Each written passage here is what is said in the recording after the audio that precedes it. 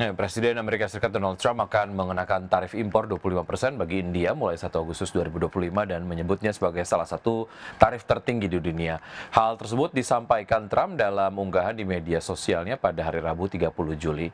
Trump menyebut India memiliki hambatan perdagangan non-moneter yang paling berat dan menyulitkan dibandingkan dengan negara manapun, dan Trump juga menyebut India selalu membeli sebagian besar peralatan militer dari Rusia, juga menjadi pembeli energi terbesar dari Rusia bersama dengan China.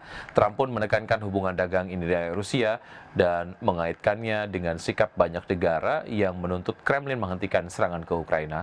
Pengumuman Trump muncul menjelang batas waktu 1 Agustus 2025 di mana pungutan itu memupus harapan New Delhi untuk mendapatkan perlakuan istimewa atas rekan-rekannya di Asia yang telah mendapatkan tarif berkisar 15 hingga 20%.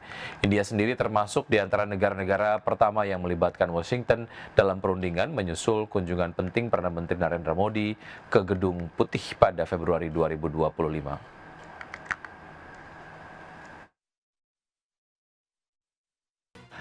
Sementara Bank Sentral Amerika Serikat memutuskan untuk menahan suku bunga acuan ke level 4,25% hingga 4,5% dalam FOMC periode Juli 2025. Dalam konferensi pers, Chairman The Fed Jerome Powell menyebut aktivitas ekonomi Amerika Serikat masih moderat pada semester pertama tahun 2025 di tengah terjadinya peningkatan ketidakpastian. Bank Sentral Amerika Serikat atau The Federal Reserve mempertahankan suku bunga acuan di level 4,25 hingga 4,5% dalam Federal Open Market Commit periode Juli 2025. FOMC memutuskan untuk mempertahankan suku bunga acuan yang belum berubah sepanjang 2025.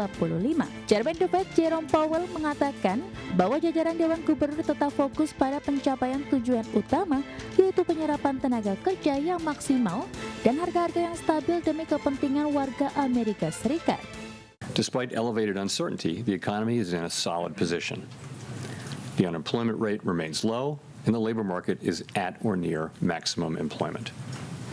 Inflation has been running somewhat above our 2% longer-run objective. In support of our goals, today the Federal Open Market Committee decided to leave our policy interest rate unchanged. We believe that the current stance of monetary policy leaves us well positioned to respond in a timely way to potential economic developments. I will have more to say about monetary policy after briefly reviewing economic developments. Powell menjelaskan bahwa indikator terbaru menunjukkan aktivitas ekonomi masih moderat pada semester pertama 2025. Menurutnya, moderasi pertumbuhan sebagian besar mencerminkan perlambatan belanja konsumen. Powell menyoroti masih adanya ketidakpastian dalam prospek ekonomi. Powell juga menyebut inflasi Amerika telah menurun secara signifikan dari titik tertinggi pada pertengahan 2022, tetapi masih sedikit lebih tinggi dari target jangka panjang The Fed sebesar 2%. Berbagai sumber, IDX Channel. Terima kasih Anda masih bergabung sama kami. Pemirsa, indeks harga saham gabungan atau IHSG berbalik melemah ke level 7.500-an. Maksud kami melemah dalam ke level 7.500-an di perdagangan di hari Rabu, dan IHSG terbebani pelemahan saham perbankan big caps dan kelemahan saham konglomerasi yang sebelumnya jadi penopang utama penguatan IHSG.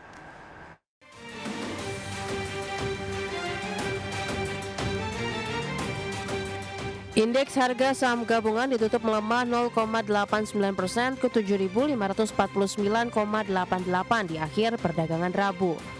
IHSG melemah setelah secara intraday sentuh level tertinggi di 7.667,556 dan IHSG sempat melemah di atas 1% ke level 7.528.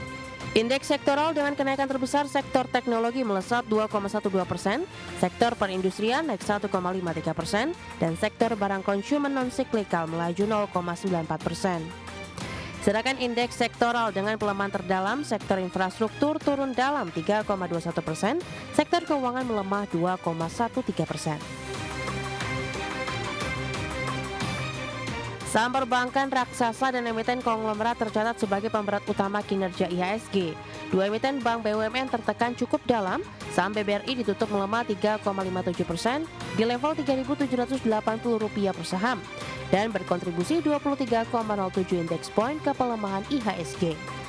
BMRI ditutup melemah 1,91% di level Rp4.260 per saham, berkontribusi 7,88 indeks poin ke koreksi IHSG.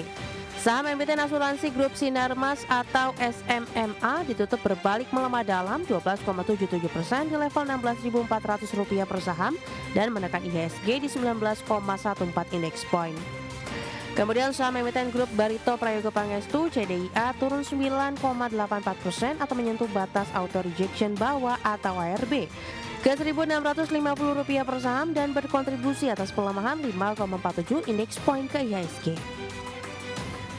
Dari dalam negeri, sentimen rilis kinerja semester 1 2025 masih terus berlanjut. Terbaru dari salah satu saham perbankan Big Caps PT Bank Sentral Asia Tbk atau BBCA berhasil mencatatkan laba bersih Rp29 triliun di sepanjang semester 1 2025, naik 8% year on year dibandingkan periode yang sama tahun sebelumnya di Rp26,9 triliun.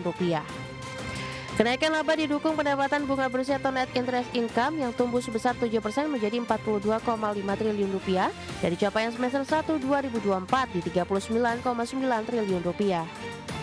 Pertumbuhan ini sejalan dengan kenaikan kredit 12,9% year on year menjadi Rp959 triliun per Juni 2025. Perseroan bukukan pertumbuhan himpunan dana pihak ketiga atau DPK sebesar 5,7% year on year menjadi Rp1.190 triliun per Juni 2025. Berbagai sumber, IDEX Channel.